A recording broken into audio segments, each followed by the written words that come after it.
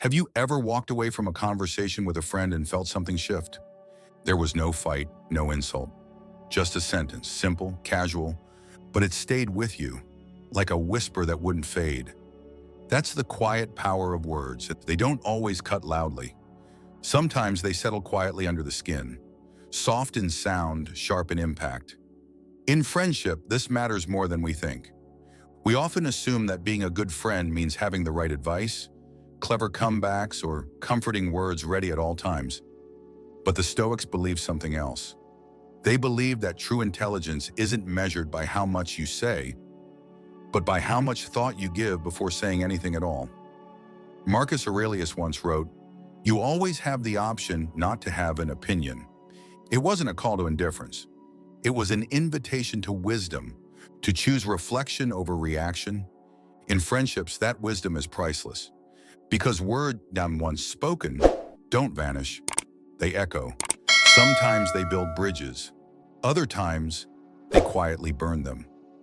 Most of us don't mean to hurt, but we say things that cause harm out of habit, frustration, or simply not thinking.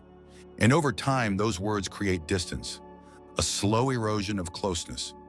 This video is about that erosion. Together, we'll explore 7 things an intelligent friend never says. These phrases may seem harmless. Some might even sound helpful. But each one carries a subtle weight, a way of dismissing, deflecting, or disconnecting. We'll break them down, one by one. Not to shame, but to awaken. Not to police language, but to invite deeper presence. Because intelligence isn't just knowing what to say, it's knowing what your words do, how they land, how they linger. So if you've ever walked away from a friendship wondering what went wrong, or if you've ever wanted to be a better friend, not louder but wiser, then stay with me. Let's begin where misunderstanding often begins, with 2 words that sound helpful, but rarely are. Calm down. 1. Calm down. Calm down. It sounds harmless. 2 words, delivered in a low tone, a raised voice, or even a whisper. But it rarely lands the way we think it does. Most of the time, when we tell someone to calm down, they do the opposite. They grow more frustrated, more tense, more distant. Why? Because calm down isn't a solution. It's a shutdown. It doesn't soothe, it silences. Imagine this. Your friend is upset. Something's hurt them. They're finally letting it out. The fear, the frustration, the story that's been eating away inside them. And instead of leaning in, listening, and honoring their vulnerability, you offer 2 words, calm down. You might mean well, but what they hear is, your feelings are too much. You're being irrational. I need you to stop so I can stay comfortable. The problem isn't the phrase itself, it's the power dynamic it creates. When you tell someone to calm down, you position yourself above their emotion. You become the steady one, the rational one, the one who sees clearly, while casting them as out of control, unstable, too much. And nothing erodes trust faster than that imbalance. The Stoics, often misunderstood as emotionless, never taught us to dismiss emotion. They taught us to manage our own, to master ourselves first before daring to manage others.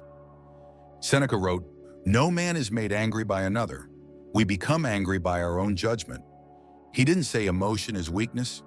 He said reaction without reason is weakness. So what happens when your friend is overwhelmed? What should an intelligent friend do? Not fix, not instruct, just stay, just listen. Not to correct, but to connect. There's a quiet courage and presence in holding space for someone else's storm without trying to stop the rain. Because often the request to calm down isn't about them, it's about you. You're uncomfortable. You don't know how to respond. You want to skip to peace without walking through the fire. But there is no shortcut to emotional understanding. And here's the truth. People rarely calm down because they're told to. They calm down because they feel seen. Because someone said, "I'm here, not be quiet." Because someone leaned in, not stepped away. An intelligent friend doesn't offer cheap comfort. They offer containment. They become a container for the other person's experience, not a lid to shut it off. You might be thinking, but what if they're yelling? What if they're being unreasonable? That's valid. Stoicism doesn't ask you to tolerate abuse or chaos. It asks you to maintain your own reason and response, even in chaos. You can set a boundary without setting a fire. Instead of calm down, try saying, I want to hear you, and I'm here.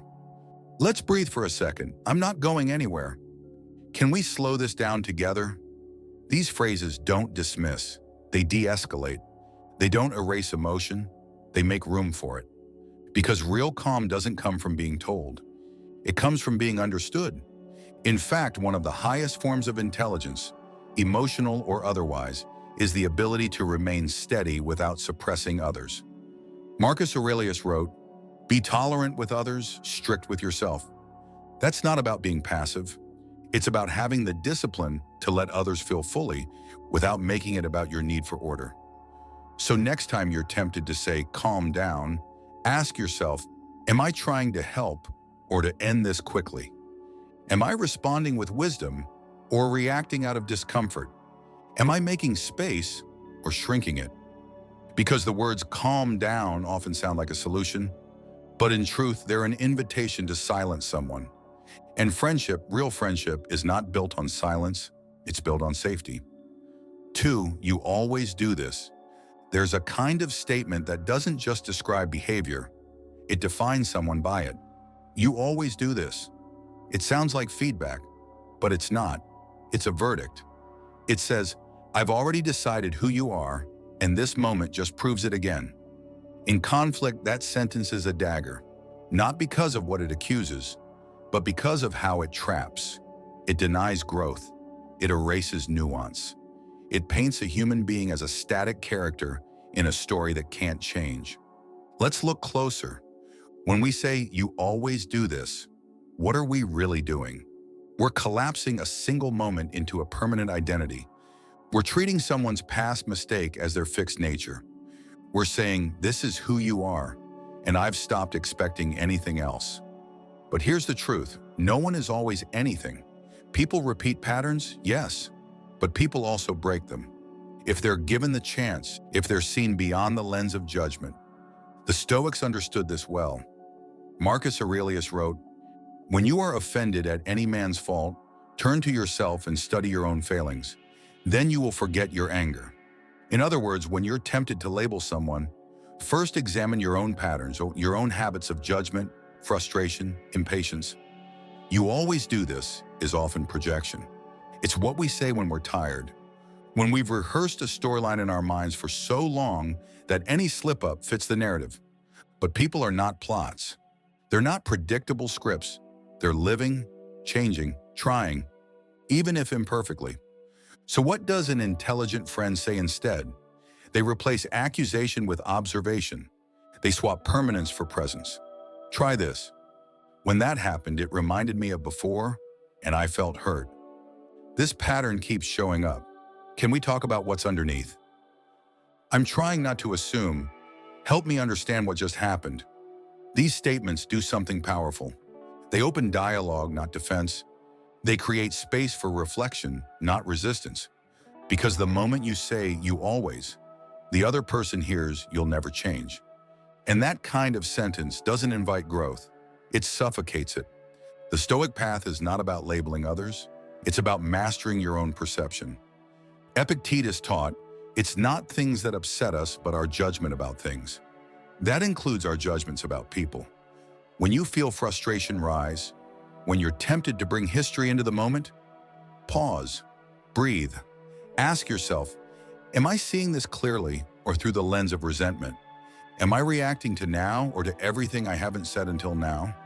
Is this who they are or just something they did? Intelligent friendship means allowing others to grow. It means confronting without condemning, naming pain without reducing a person to it. So next time you're tempted to say, you always do this, choose a harder path. Describe what happened. Explain how it made you feel. Ask for change, but leave room for redemption. Because the people who feel safe enough to grow around you are often the ones who know you won't define them by their worst moment. That's not softness. That's Stoic strength. 3. I told you. So, Few phrases wound a relationship quite like this one. I told you so. It wears the mask of truth. It walks in with the swagger of foresight. But beneath the surface, it delivers something far colder: superiority at the expense of connection. In the moment when someone is hurting, admitting they were wrong, or simply struggling with the consequences of their choices, this phrase is not a helping hand. It's a hammer. Because I told you so isn't about reminding someone of your wisdom. It's about reminding them of their failure. And when your friend is already down, do you want to be the voice that says, I warned you? Or the one that says, I'm still here? Let's be honest. Most of us say this out of frustration. We feel unheard. We warned them. They didn't listen.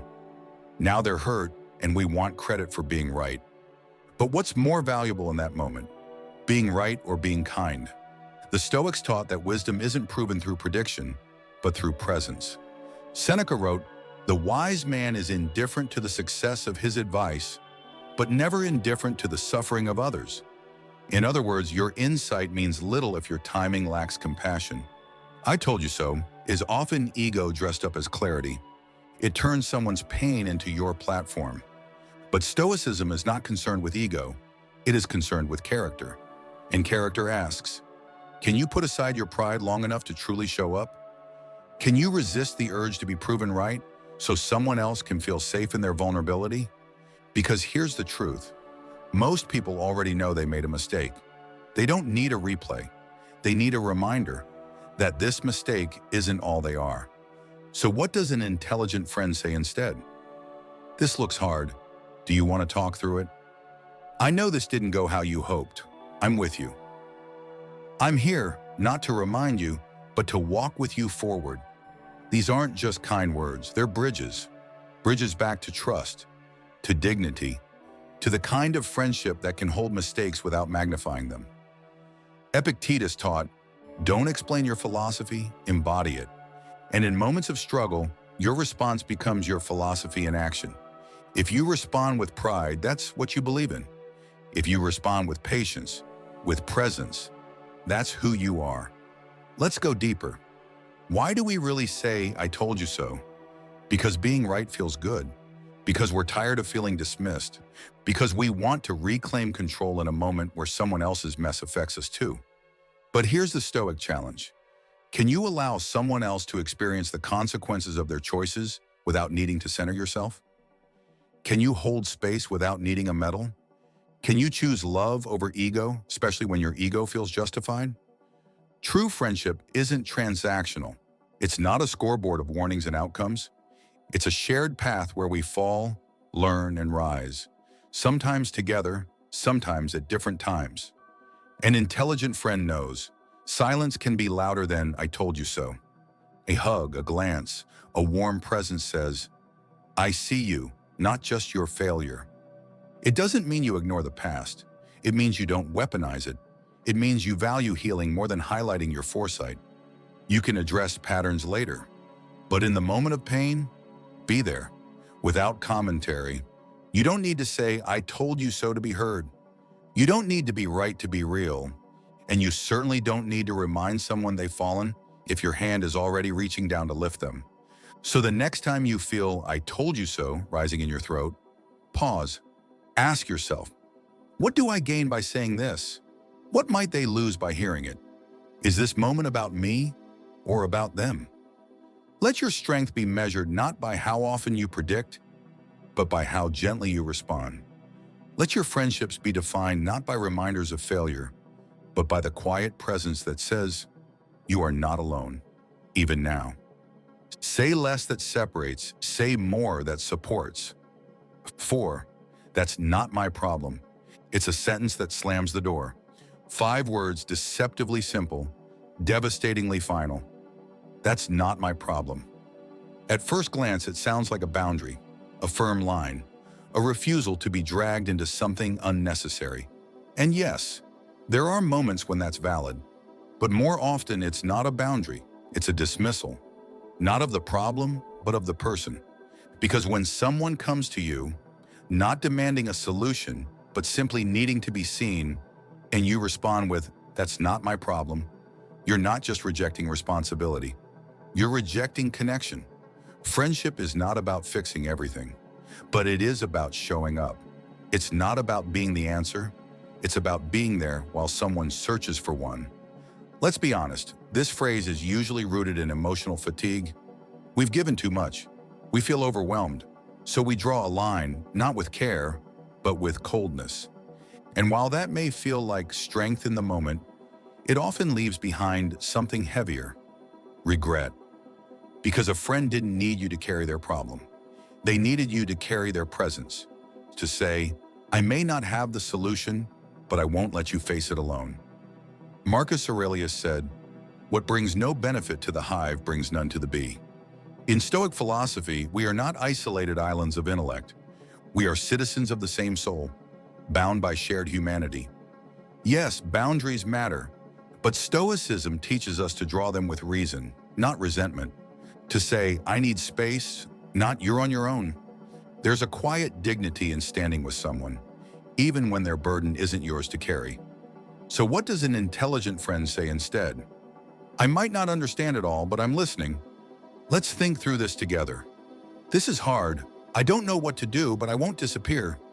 These are not promises to fix. They're promises to witness, and sometimes witnessing is what saves a person from drowning in silence. Epictetus reminds us, what is not under your control is not your responsibility, but your response always is. That's the Stoic core. You don't need to own someone's crisis, but you do own the tone in which you respond. So ask yourself, am I protecting my energy or avoiding their emotion? Am I setting a boundary or building a wall? Am I acting from fear or from clarity? Because that's not my problem ends the dialogue. It closes the door. It tells your friend, you are alone in this. And nothing makes pain feel sharper than isolation. An intelligent friend learns to hold tension without being torn apart by it. They offer steadiness, not solutions. They know the difference between being a savior and being a companion. And here's a secret. You don't have to say anything profound. Your presence is often the most stoic thing you can offer. Because when storms hit, people don't remember who gave the best advice. They remember who didn't walk away. So the next time you're tempted to say, that's not my problem, pause. Ask, what kind of friend do I want to be remembered as? The one who walked away because it wasn't their issue? Or the one who stayed, even when it wasn't easy? True strength is not found in what you carry. It's found in what you refuse to abandon. 5. That's just how I am. Few phrases are more seductive or more dangerous than this one. That's just how I am. It sounds like honesty, like authenticity, like self-awareness. But it often masks the very opposite: rigidity, avoidance, and refusal to grow. When a friend says this, it's usually after they've said or done something hurtful. Maybe they were rude. Maybe they shut down. Maybe they lashed out. And when you bring it up, hoping for reflection or change, they shrug and say, that's just how I am. On the surface, it seems like a declaration of identity, but what it really says is, don't expect better from me. I won't examine this. I won't adjust. I won't even try. Let's be clear. There's a difference between accepting yourself and refusing to evolve. Stoicism is rooted in the discipline of daily refinement, not shame, but self-honesty, not perfection, but progress. Epictetus reminds us, first say to yourself what you would be, and then do what you have to do. That means we are not static. We are not fixed stories. We are not fated to repeat the worst of ourselves just because it feels familiar. When you say, that's just how I am, you're not describing your nature. You're defending your comfort zone. You're building a wall around old patterns and calling it self-respect. But real self-respect comes from growth, from the courage to say, that part of me needs work. Now let's be fair. This phrase often comes from pain. People who've been told to change too much, to fit in, to please others, sometimes grab onto this sentence like a shield. They're tired of bending, tired of being criticized. So they plant themselves like a stone and say, take me or leave me. But even a stone is shaped by time, wind, and water. Even the most grounded person is still a work in motion. An intelligent friend knows that relationships thrive not when people stay the same, but when they grow together. Growth doesn't mean abandoning who you are. It means refining what no longer serves who you're becoming. So what does a wiser response sound like? Try, "That's something I'm still working on. It's been hard to change, but I see how this affects others. I'm not proud of that part, but I don't want to excuse it." These aren't admissions of weakness, they're demonstrations of strength. Because it's easy to say, "This is who I am." It's much harder and braver to say, "This is who I've been, and here's who I want to become." Marcus Aurelius wrote, "You have power over your mind, not outside events. Realize this, and you will find strength." And what is the mind, if not the most flexible part of us? Our bodies grow old. Our past remains unchangeable. But our mindset, our perspective, they are endlessly malleable if we choose to do the work. Let's not forget, every strength we admire in others, patience, discipline, humility, was once a weakness that someone refused to accept as final. So next time you're tempted to say, "That's just how I am," ask yourself, am I owning who I am or excusing what I don't want to face? Is this identity true or just familiar? Would the best version of me agree with this explanation? Because friendship isn't about perfection, but it is about effort. It's about saying, "I value you enough to work on this." Even if change is slow, even if it's messy. An intelligent friend isn't flawless. They're just willing to see where they hurt, willing to grow where they're stuck, willing to become better, not just to be liked, but to be trusted. So drop the shield, drop the shrug, replace "That's just how I am" with something softer, something stronger. That's something I'm learning to change.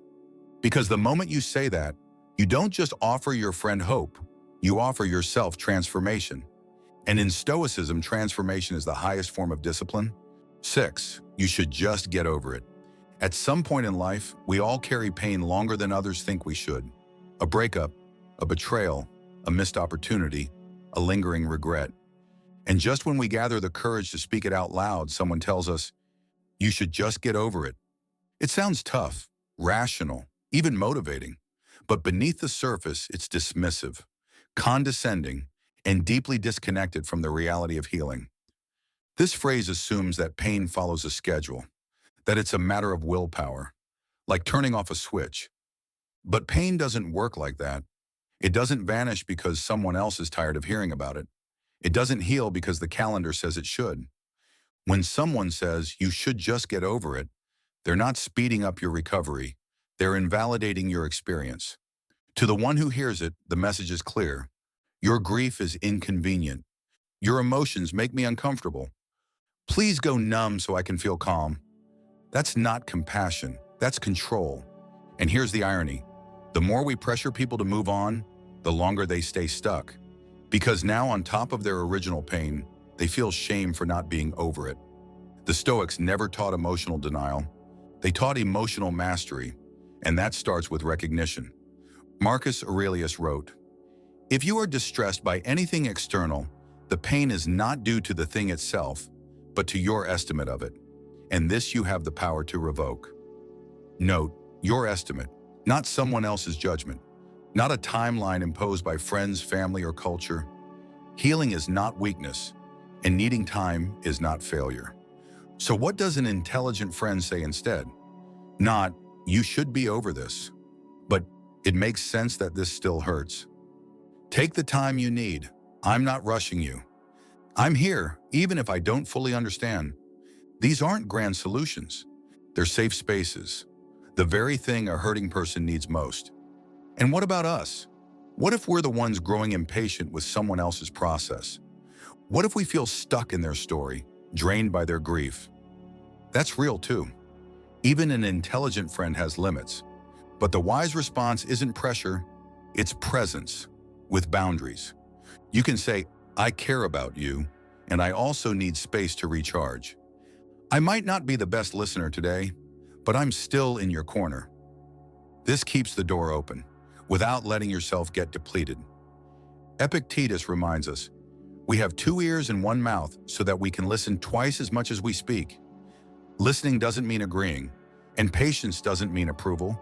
It simply means you choose understanding over judgment. Because grief isn't just about the event, it's about how that event changed someone's inner world. And you don't get to decide when someone else's world is rebuilt. So the next time you feel those words rise, you should just get over it. Pause. Ask yourself, what do I really want right now? Their peace or my comfort? Is this impatience or am I feeling helpless? Can I stay present without forcing resolution? An intelligent friend knows healing can't be forced, but it can be supported by staying, by listening, by not measuring someone's recovery against your expectations. In a culture obsessed with speed, stillness is a gift. And when someone is hurting, the most stoic thing you can offer is the patience to let their timeline be their own. So don't say, get over it. Say, I'll walk with you until you do. Because friendship isn't about quick fixes. It's about quiet faith in someone's ability to rise in their own time. 7, you're too sensitive. There's a phrase that doesn't shout, it whispers, but it cuts just as deep. You're too sensitive. It's the kind of sentence that hides behind concern, but carries the sharp edge of judgment. It sounds like feedback, but it feels like dismissal. And the wound it leaves? It's not just emotional, it's existential. Because this phrase doesn't challenge what you did, it challenges who you are. When a friend tells you you're too sensitive, they're not inviting dialogue, they're ending it.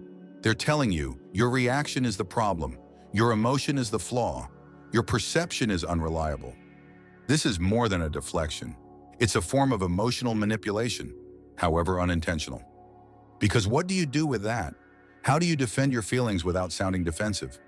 How do you assert your truth when the very act of doing so is seen as overreacting? The Stoics were clear about this. Feelings are natural. What matters is not that you feel, but how you respond to what you feel. Marcus Aurelius wrote, "If someone can prove me wrong and show me my mistake, I will gladly change, for it is the truth I seek." But you're too sensitive isn't a search for truth. It's a shield against accountability. It reframes someone's pain as their issue alone, even when the pain was caused by your words, your silence, your neglect. Let's look deeper. Why do people say this? Because they feel cornered, because they don't know how to handle confrontation, because they want to end the discomfort, not resolve the misunderstanding. But an intelligent friend doesn't use comfort as an escape. They use discomfort as a doorway into self-reflection, into dialogue, into empathy. If someone says, "That hurt me," you don't get to decide how much it should hurt. You don't get to measure their emotion by your tolerance. What you do get to choose is your response. A Stoic friend responds with curiosity, not control, with presence, not pride, with intention, not instinct. So what can you say instead? "I didn't mean for it to land that way. Can we unpack this together? I see that this touched something real. Help me understand. I didn't realize. Thank you for telling me." These words don't surrender truth. They search for it alongside the other person. And if you're the one hearing, "You're too sensitive," take a breath. Remember Epictetus. It's not what happens to you, but how you react to it that matters. You can feel deeply and still stand firmly. You can name the wound without becoming the wound. You can ask for respect without raising your voice. Sensitivity is not a flaw.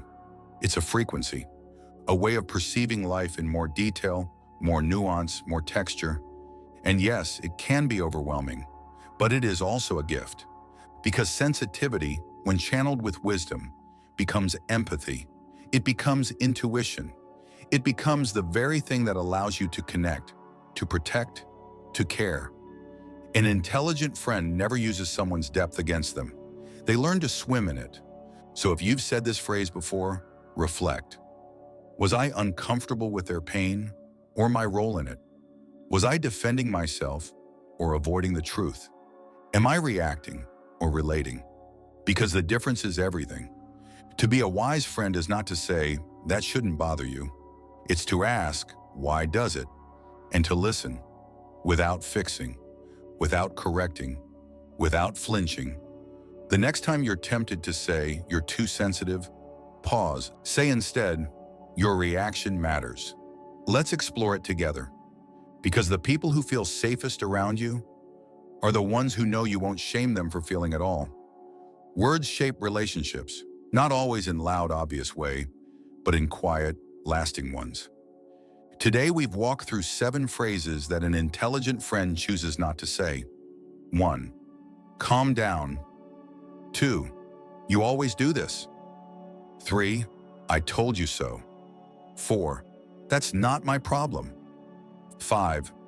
That's just how I am. 6. You should just get over it. 7. You're too sensitive. Each phrase may seem harmless on its own, but they all carry a subtle message. One that says, I choose comfort over connection. I choose distance over understanding. And that is where friendships slowly unravel. Stoicism teaches us that the path to wisdom is not in correcting others, but in correcting ourselves. Marcus Aurelius reminds us, let your principles shine through your actions. So let us ask, are my words walls or are they windows? Do I use language to end conversations or to deepen them? Do I speak with pride or with purpose? Being an intelligent friend isn't about having the perfect response. It's about choosing presence over performance. It's about staying open, especially when your instinct says to shut down. The world doesn't need more clever comebacks.